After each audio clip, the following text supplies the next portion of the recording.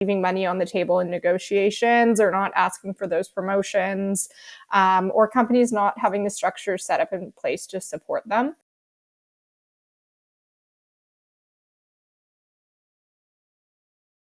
Promotions, we might not even have access to the best candidate because we're not disrupting our biases. Think is the biggest issue women are facing today in the business world? You've been in the corporate world, now in the entrepreneurship world. Do you see any challenge, the biggest challenge in that overlaps between both these worlds?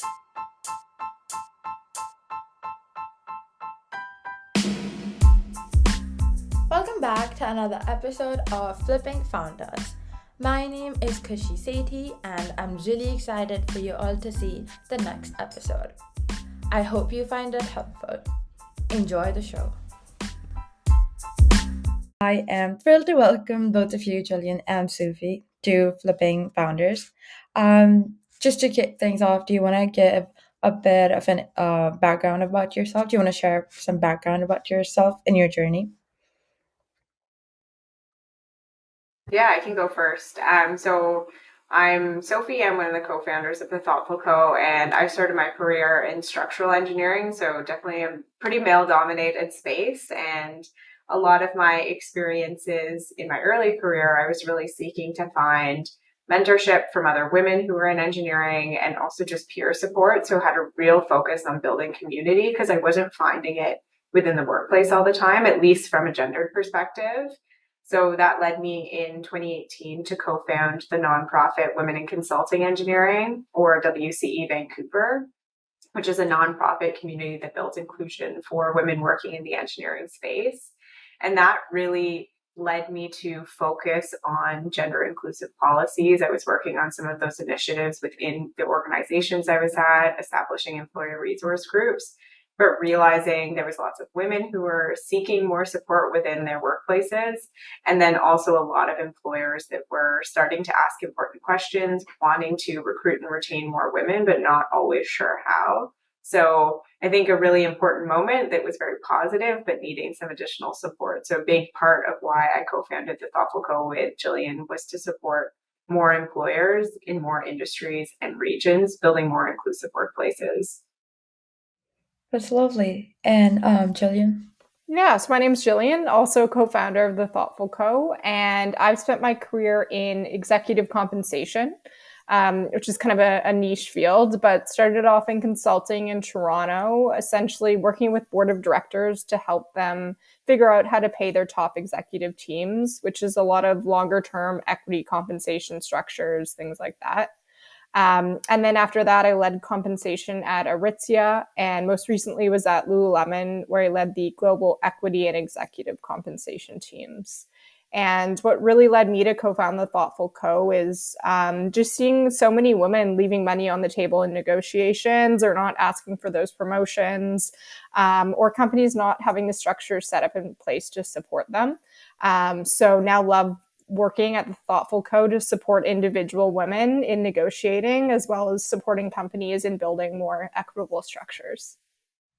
Yeah, that's great. And the name is really unique, the Thoughtful Co. So, and it suggests like a deliberate and considerate approach. How does the company embody thoughtfulness in its strategies for negotiation and gender equity? Yeah, I love that question. I think the Thoughtful Co really to us kind of was twofold. One was making sure we do everything with intention and thought. I think, Soph and I have both been in consulting environments and they can be so intense and there's, deliverables and so many different things to be working on. We really wanted to set ourselves up as consultants who always put thought into what we're doing, and really make sure that everything is fully baked before delivering it to the client. So we're not, doing lots of turns and unnecessary work down the road. And the second piece of that is really, the work that we do is EDI and gender equity and supporting individuals in negotiating. So all very highly sensitive.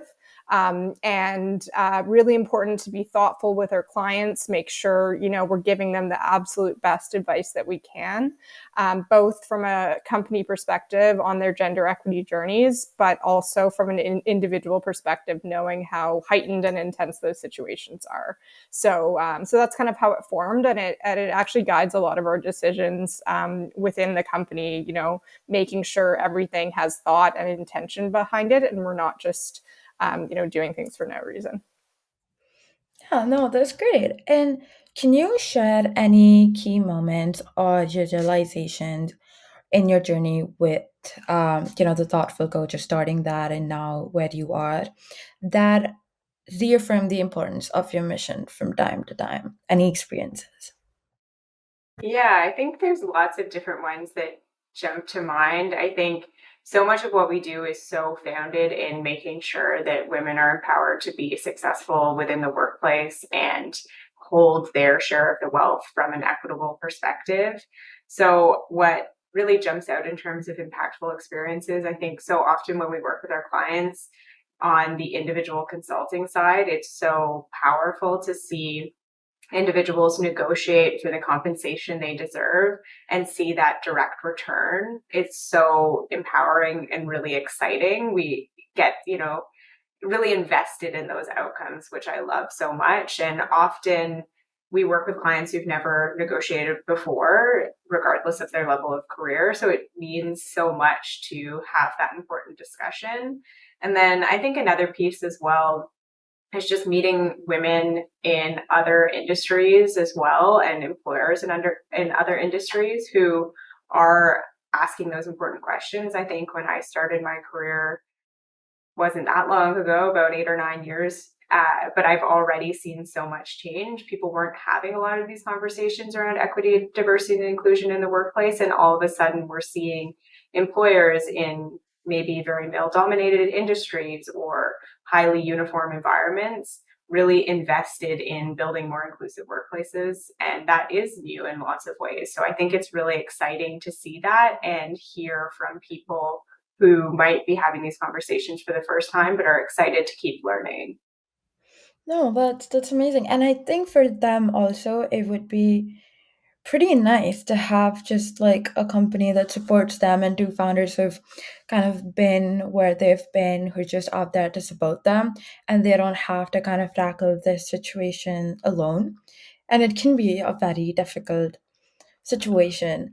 So I wanted to ask you, in what ways does the Thoughtful Co advise just the women advise women in negotiating their compensation packages? Can you share some common challenges that women face in negotiating their pay and how your company helps them address these challenges? Yeah, that's a great question. So we support in a few different ways and kind of individualized to the specific client and their certain situation. One of our most common ways that we support is just through one-on-one prep sessions. So we'll get on the phone with someone or Zoom, not the phone, and go through a checklist of their current compensation and benefits. So everything from salary to bonus to equity to non-competes to long-term savings programs to allowances, et cetera, et cetera. We go through their entire package to see where they're at and then look at where it might make sense to push based on that. And we'll bring some of our market perspective in that we have. And then once we've kind of aligned on what they want to push on and how much, then we'll actually help them frame that ask. And a big part of that is helping them understand their unique strengths and being able to articulate them. And that's a huge part of, negotiation, asking for promotions, asking for money, all these things is being able to articulate your value. And it's not something that a lot of people were really taught how to do, especially women, right? We're socialized to be kind of nice and agreeable in the workplace. So we really like supporting our clients in that area and helping them actually craft a script to feel really good going into that negotiation. So that's probably your most popular way. We also do contract reviews from a market perspective. So looking through your entire employment contract and seeing where it might make sense to push, what questions you need to ask. Oftentimes there's pieces missing in those contracts. So that's another really valuable service that we offer. And then we also offer, financial modeling of compensation, executive peer analysis if you're at a more senior level, and kind of ongoing coaching packages as well. So a variety of different services really tailored to the person. But usually there's that element of, going through their entire compensation package and helping them articulate their strengths and feel really confident in themselves. Yeah, I actually saw I was on your website and I was just looking through all the resources that you have. And it is amazing. Like I just want to say that I went through it and I was like, this is great. It's like whatever like you're having like a problem with, just use that sheet and then just talk to you. That was great. And do you also see any common themes when you're talking to women and helping them with their workplace challenges? Yeah, I think on at least on the negotiation. So I think within the workplace, a common trend, at least on the negotiation side, that we hear is I wanted to get in role first and prove my worthiness, and then I would negotiate. So not feeling that they were able to negotiate on that initial offer. And that trend happens at all levels of clients that we work with, from junior first role out of university all the way to C-suite executives. But I think it's an important reminder to remember that you've already proved your worthiness. If you're going into a new job offer, you have interviewed with likely multiple individuals who have assessed your expertise and your qualifications. They've met with you, they liked you, and they all discussed internally and decided that you have proved your worthiness and wanted to give you that job offer. So I think it's an important reminder to everyone that they already have proved your worthiness. So it is a great time to negotiate, and you don't need to wait until you're in role. And then in terms of being in the workplace and that experience, I think common trends we hear, whether we're working in male dominated industries or more equitable industries, there still often is limited women in senior levels, even in highly women dominated industries. So often seeking mentorship or sponsorship in order to move into those senior positions. Equitable opportunities for promotion and those types of concerns are common things that we hear in many different industries. So I think on the employer side, it's really important to introduce opportunities to ensure everyone has access to mentorship, whether that's a formal mentorship program or sponsorship program, or just implementing those structures in place to make sure people have equitable opportunities to put their hand up and ask for those connections. But I think that is a big differentiator in making sure people feel that they have that retention opportunity long term so that they can have the career growth that they're seeking. Yeah, that's pretty good. And in what ways do you support the employers on, improving gender equity in the workplace? What strategies do you recommend that companies create in order to have a more inclusive and equitable work environment? Yeah. So again, we kind of tailor to the specific employer and work with them, based on where they're at. We like to make sure we're doing stakeholder interviews to understand where the people are at, what issues might there be, if any, what goals they have, what they want to be working on. And then we'll often do kind of an audit of some of their HR practices and see where we can make things more objective and more structured. So looking at their hiring, retention, and promotion practices to make sure there's lots of objectivity in there. A big part of what we do is really trying to remove bias from a lot of the decisions that come up in the workplace. Other ways we work with employers is through bias training and workshops, implementing mentorship programs, implementing sponsorship programs, as well as implementing women's ERGs. Sophie spent a lot of her career building out ERGs within the structural engineering firms she's worked at. So she's great at that. So that's something that we like and is a great start for a lot of companies on their gender equity journeys. Yeah, and just hearing you say, just telling employers about their bias, have you encountered resistance from individuals or even organizations when you're having these tough yet sensitive, I wouldn't say tough, but sensitive conversations with them? I think in general, we've been really lucky and have worked with some really wonderful clients that are very positive and excited, even if they're having the conversations for the first time, are really open minded. I think a common conversation that comes up, and it's not necessarily approached from a negative perspective, is the concept of meritocracy. So everyone wants to hire the best people for the role. I think everyone agrees on that concept. But the challenge with meritocracy in itself is if we don't introduce opportunities to disrupt bias in our decision making, because we're all biased, it's not just some people, we're all biased in this room here and everyone listening is, then if we don't introduce those opportunities to disrupt that bias, then we might not be aware of our own biases and we might not be able to make objective hiring decisions. And there was actually a study that was included in the book Invisible Women, where they studied interview assessors and found that individuals who believed in their own objectivity, so didn't believe that they were biased in their decision making, were more likely to hire a male applicant than an identically described female applicant. So really the belief in meritocracy and objective hiring actually made people less objective in their decision making, which is quite interesting. So I think it's an important reminder that we all do need to have awareness of our biases.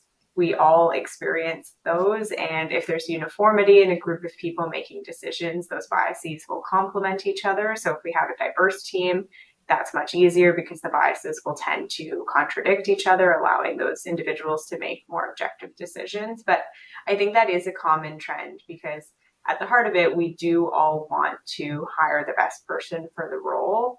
But sometimes when we don't have opportunities to say, ensure equitable hiring of candidates or assessing people for promotions, we might not even have access to the best candidate because we're not disrupting our biases. Yeah, and that's really important, and I think that's almost like an overlooked theme. And with in terms to resistance, have you encountered resistance from individuals like women you're working with? Have we encountered resistance? Sorry. Yeah, just kind of when you're telling them about, let's say, their bias or their, let's say, lack of boundary setting and actually going for what they deserve. Do women come around quickly to that, or do they take some time?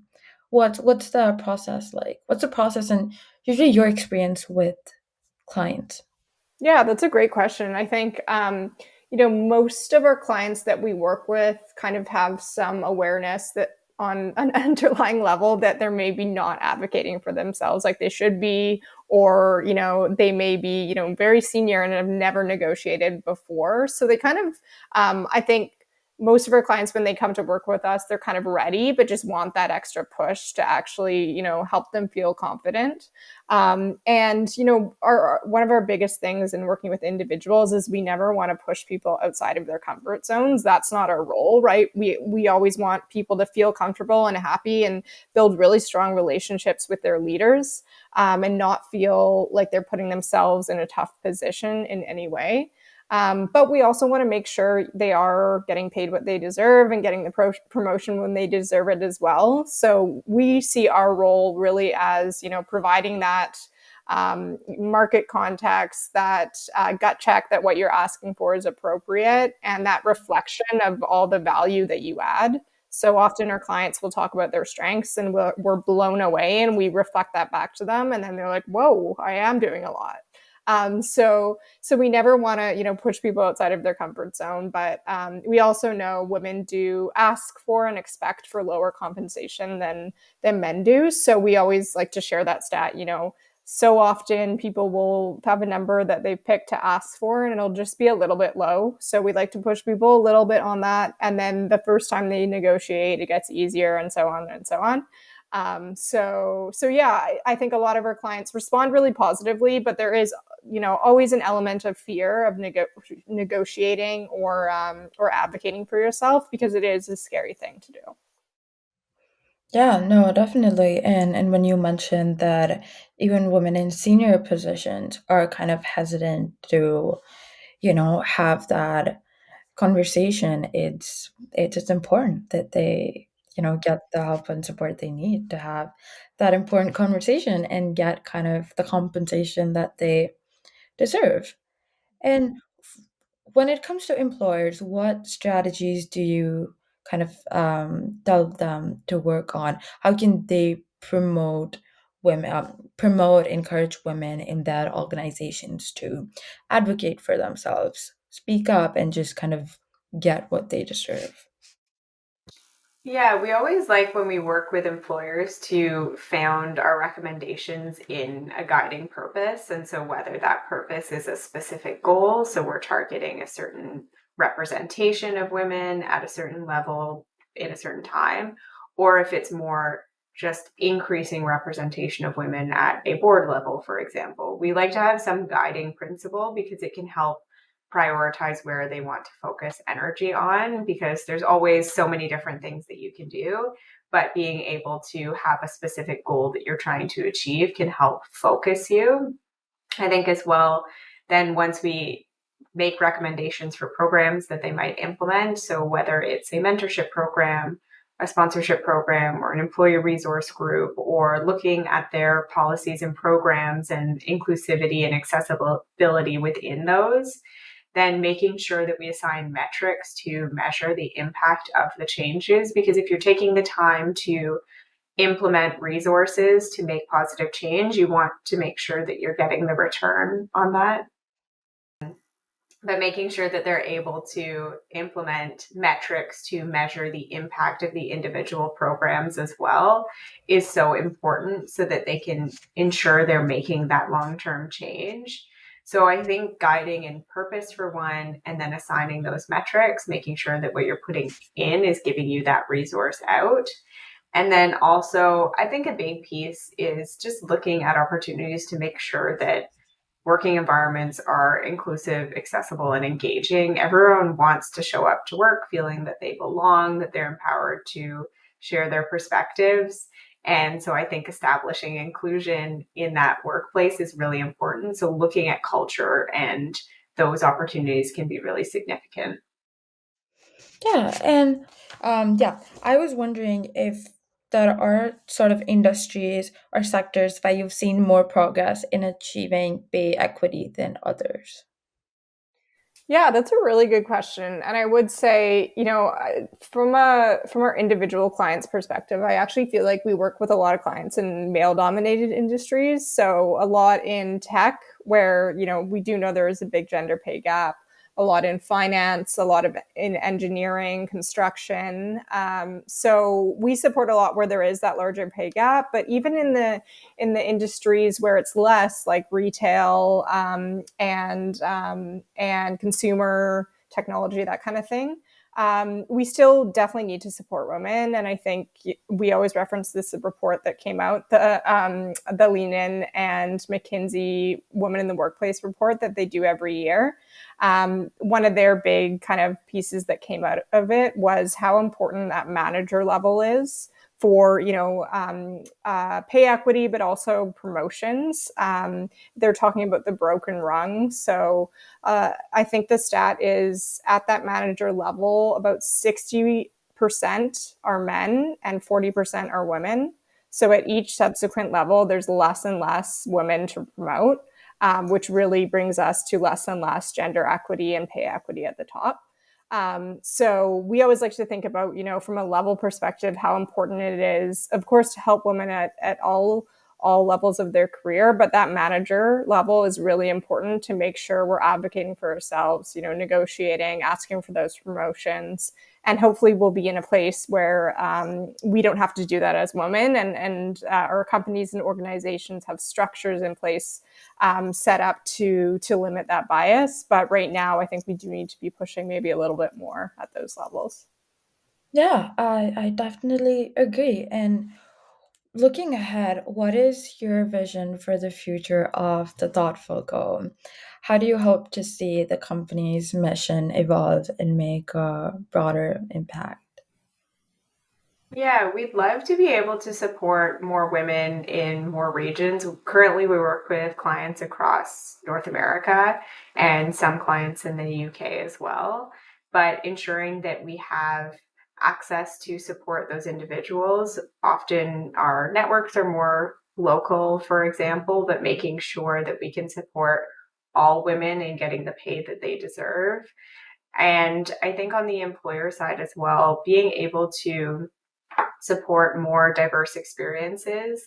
Our focus very much right now is on women's experiences within the workplace, but there's a lot of intersecting identities that impact the way individuals experience the workplace, and that isn't necessarily our lived experience. So yes, there will be some inherent overlap when we think about equity, diversity, inclusion concepts at a baseline. But without having that lived experience, we can't really advise on what it's like to show up in that way. So we love to grow our business in a way that we can support more intersecting identities and build more sustainable and inclusive workplaces long term. I love that. I really love that. I think it's beautiful. And now moving on to more personal and professional insight. How can listeners get involved or support the Thoughtful Coast mission? Yeah, so we have, you can check out our website. So we www.thethoughtfulco.net. We're also on Instagram at thethoughtful.co and LinkedIn, The Thoughtful Co. And we have a newsletter that comes out every couple weeks where we produce new articles. We share, workshops that we might be having, events, other reports in the area that are helpful to read. So, really following us on social media, supporting us, giving us feedback as well, I think is so helpful. We're now just 2 years in, and we've been able to build a successful business, which is amazing. But we're now in the process of really wanting to refine our offerings and make sure it's resonating with our audience. So always open to feedback, and ways to support us is really sharing our story as well. I think PR is something that's not, relatively new to us. So, and a lot of our business is kind of a new service offering, right? There's not a lot of compensation negotiation consultants out there. So sharing what we do with others around you, if it's resonating, is also a great way to support us. So I don't know if you have anything else to add on that one. Yeah, I think that's perfect. We really want to make sure that we're providing our support to more individuals in more regions and industries. So making sure that all women have access to negotiate for the compensation they deserve. No, that's great. And I was wondering, what were some of, and this question goes for both of you, what were some of the biggest personal and professional challenges you had to overcome to excel in the field that you chose for yourself? And you both are from different fields and have been at the top. And what do you think those challenges were that you had to overcome to reach that place? It's a great question. I actually don't think I've ever been asked that question in that way. I think for me, a big challenge was overcoming my shyness. I was very, very shy growing up, and I got kind of thrown into business school and the case method and having to speak up in class as part of my grades, which was great. It really forced me to speak up. I absolutely hated it at the time, but I now realize it was essential to my growth. And I think throughout my career, moving from different companies and now becoming an entrepreneur, I've learned you really do need to speak up for yourself and be able to say your view in a meeting or ask a question if you don't know what's going on, and have that kind of underlying confidence. And I've slowly worked at that throughout my career, where I now feel like I'm in a place where I do have that confidence and I feel good expressing my views. And that's something that I think really has helped me to be successful. And yeah, so I think that would probably be my biggest challenge. And then just, transferring from corporate to entrepreneurship, it's a whole new set of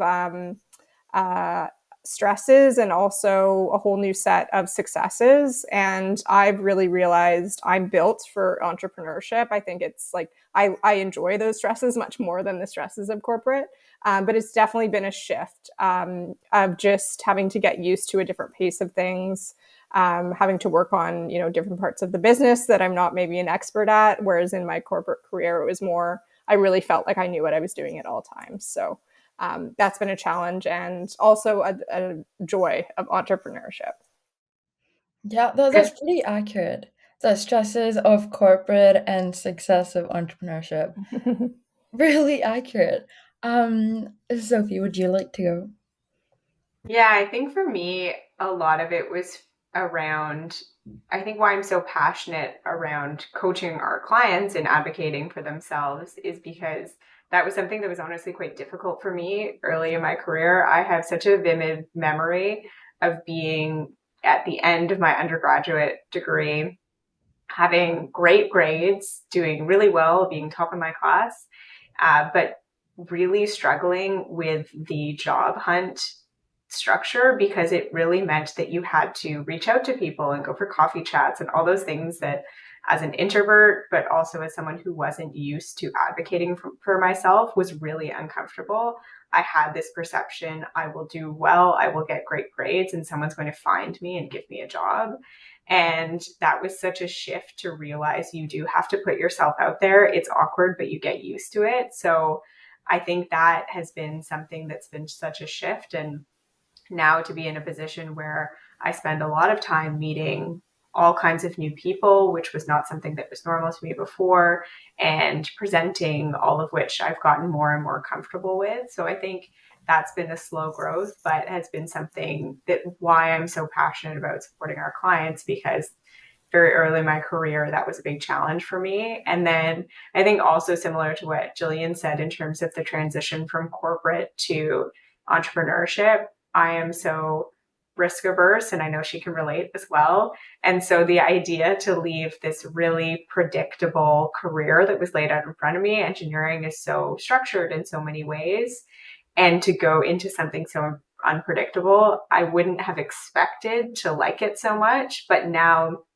I couldn't agree more with what she said in terms of enjoying the stresses that I experience now because I have more control over them in some ways. Like what we put in, we have more control of the outcome versus making those changes for someone else. We're not necessarily being sure what's going on in the background and we're just part of the line. So I love having that full understanding of what's going on and being able to respond to things directly. I enjoy the ups and downs of those stresses in entrepreneurship more than I did in the corporate world. That's really inspiring. I love that. And what do you think is the biggest issue women are facing today in the business world?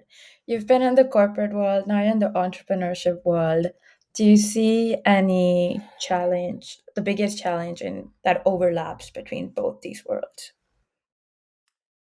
I would say I've also never been asked that. These are good questions. I would say what I think, and I actually come from quite woman-dominated industries. Retail. I spent a lot of my career in retail, and when I was in consulting, it wasn't woman-dominated, but it was near equal at some levels.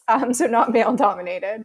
And I think what I've learned through our work at the Thoughtful Co. and working with so many women and working with companies is the biggest challenge is that not everyone realizes that it's still an issue, right? Women have made so much progress in the past 100 years, and it's sometimes the microaggressions and the little pieces of bias and the pay inequity and all these things that add up, but they're quite underlying and they're not as overt. And so I think that's really a challenge, right? And for a lot of my career, I didn't even recognize it, but we do face so much bias. And just now it's amazing as part of our work, we have to read all these reports and know all the stats and all the details. And it's so illuminating, right? Like the pay gap is the same as it's been for the past 10 years. Like we're not making any progress, and women, and it doesn't make sense, right? Like why are we not paid equally? We deliver the same value. We all know we're at the same intelligence level, et cetera. So I think that is the biggest challenge of just how kind of underlying it is and how people can forget about it or say it's not an issue when really it does still impact us a lot in the corporate world. And then more broadly, I mean, how we think about the Thoughtful Co. is we're trying to create equity in pay and equity in company structure, but ultimately we want to create equity in power dynamics. Like we need equal power at the top of countries, of organizations, of companies, and we're not there, and we can't do that unless we know and address that it's still an issue. So that was a bit long-winded, but I think it's just how underlying it is, and yeah, not as overt as it used to be. Yeah, no, that's definitely true. And then that just highlights kind of also the importance of, having a company like yours and, the mission that you have. Cause, cause I think women at all levels and most of the countries, all countries, do experience this bias at some or the other level. And you're right, it's really not talked about. And I think it's definitely, doing the work that you're doing, having conversations like this to kind of keep reminding people that yes, we've come a long way, but there's another long road to go to Yeah. and to travel through. And just talking about women, who are some women that have played an important role in your journey, in your life? And what is one thing that they've taught you, which is really important to you, or something that you keep close to your heart even today? Yeah, it's so hard to pick just a few. I feel like I always like to say that I'm standing on the shoulders of so many women who've come before me. So I hope I continue to prop up women after me. I think in terms of significant women that have supported me in my career, I think Kelsey, who I used to work with in engineering, who I co founded Women in Consulting Engineering with, was always someone who advocated so much for the value that people around her were delivering. And I think, especially for women in engineering in a male dominated environment. So that was something I always admired so much. And I hope to pay that forward to other people as well. And I think there's so many women that I've met through Women in Consulting Engineering and through my engineering experience that have put my name forward. I remember my old mentor at the last firm I was working at as well. Kitty was such a technical leader, and I always admired that so much, but she was also an incredible manager and people leader as well. And I think so often in engineering, people get divided into being one of those group. So I think that was something I always admired. And not to be too cheesy too, but I think my mom has always been such a big shining star for me because she's always been someone who's advocated for the people around her and especially for marginalized groups to ensure that they have access to opportunity and the same resources that everyone else has access to. So I think in terms of my drive for social equity, she's really where that came from for me. That's great. And Jillian, how about you? Yeah, I was also gonna say my mom, which I'm sure is like the classic answer, but I think for me, yeah, my mom is just so giving and kind, but also highly intelligent, and uses that to help others. She had a career transition, was in New York in investment banking, moving up the ranks when it was extremely male dominated, crushing it, and then decided to leave that behind and go into nonprofit. And I think that really, similar to Sophie, helps me realize that there's a supporting the greater good, beyond just being in the corporate world is something that's really important to me. And I think that really stemmed from her. And I would also say my former leader at Lululemon, Angela Wright, she was just such an incredible boss and really I've had so many incredible women bosses, which is amazing. I have worked in a really woman dominated industry, but she really stands out for me because she was so effective in her role, incredibly intelligent at what she did, but she also 100% led with her heart. And I remember she said that when she joined us. It stuck out to me, but she cared so deeply about her team, and you could really feel that. And about her family. She has two young kids and always prioritized their time, and that's tough when you're a VP at Lululemon with many conflicting demands. So she really demonstrated kind of a new way of leadership for me and showed up so authentically while also being, an extremely effective leader. And so she's someone that I definitely try to emulate when I think about myself as a leader. Yeah, that's great. And what advice would you give to the young women who are about to join the industry, or as we speak, joining the industry, whether it's the corporate world or the entrepreneurship world? I think putting your hand up for opportunities or asking for raises, really just being loud. I think often we assume that others know what our career aspirations are and where we want to go, and they don't always know that. So if you don't share, they might not make those important introductions. They might not share some of that meaningful advice. So being open, making sure you take the time to create a career plan as well. It doesn't have to be locked in stone and something you stick to exactly, but having some guiding purpose on where you'd like to go, and then making sure that you are sharing that with people. And if there's a promotion that you want, putting your hand up, saying that you want to go there, even if it's not this year, what gaps are there in order to get there in the future? Now you have a great opportunity to get that important feedback. And I think being open about where you want to go is so important and such a critical piece of advocating for yourself. Yeah, and I have two questions that are a bit deep but super interesting. Uh, Jillian, what do you want to be remembered for? Man, And so you can think about it. Why don't you these are just great. I haven't been asked a lot of these. What do I want to be remembered for? I do think I want to have really big impact in this gender equity space. And,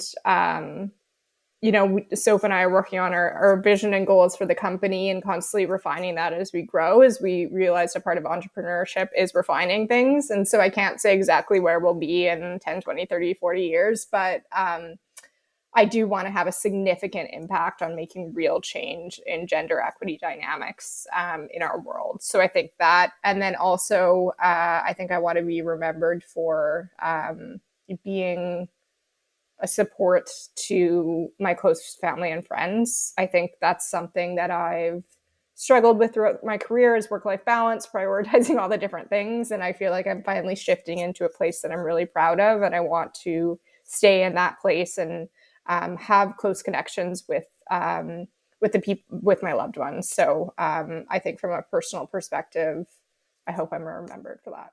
Very good question. Love that question. It is a big question. I think a big piece for me is helping more employers, which helps more individuals, establishing a greater sense of belonging and community at work. I think it's great because it will create better employees who are more productive and more efficient and more sustainable and profitable organizations. But I also think it makes for a lot of happier people. I think we all at a baseline could do really difficult jobs, but if we felt that we had community and a team around us, they become a lot less difficult and we can be very fulfilled in those environments, even if they are challenging. And so I think that is so impactful in terms of the wellness of all people to feel that they have that sense of community. And I hope to contribute to that in my personal life as well, making sure that I am prioritizing the relationships I have with my loved ones and making sure to show up for all of them. Because again, I think that sense of community is really in so many ways why we're all here. And what community looks like to everyone might vary, but I think everyone needs some sense of community in their personal and professional lives. And the last question is, any book or podcast suggestions to the listeners? Yeah, I think one book that I read during my time at Lululemon actually, and is something that it was, I think, the most eye-opening book that I've read, at least in the past 5 years, is Biased. It just shows from such a scientific perspective how bias impacts us. And I think about that book at least 3 times a week, like true, like in just in everyday situations, and it's like a bias check for me constantly. So I would highly recommend that, just an objective way to understand that we are all biased and how it impacts us. That's great. And Sophie, how about you? I'm going to answer with a different book, but a very similar message from the book. The book Invisible Women, which is data gaps in gender in a world built for men. It's a really interesting look at all of the different gendered perspectives in our world, talking in terms of the way our healthcare systems are defined or hiring and promotions. That concept and study I shared earlier on meritocracy was from this book. And I thought it was so meaningful. And there was lots of different pieces, thinking also about home care work as well for lots of women taking on more caregiving duties. There was lots of different things that were in there that I thought were so interesting and that I hadn't thought about before. So I definitely recommend. I'll definitely add it to my book list. I'm excited. And I just want to say thank you so much to both of you for coming here and sharing about your journey, the amazing work that you're doing. And I can't wait to see all the great things that you're going to accomplish. Thank you so much for coming on Flipping Founders. Yeah, thank you so much for having us. Yeah, it was a lot of fun. Thank you.